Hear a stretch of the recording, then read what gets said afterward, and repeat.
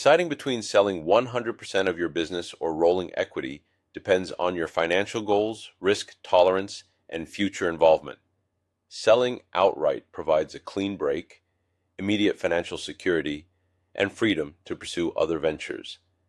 However, it means relinquishing all control and missing out on potential future growth if the business thrives under new ownership.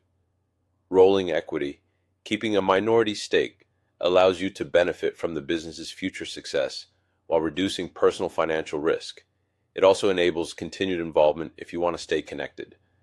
The downside is shared profits, reduced control, and potential conflicts with new stakeholders. A thorough valuation and clear agreements are essential to protect your interests.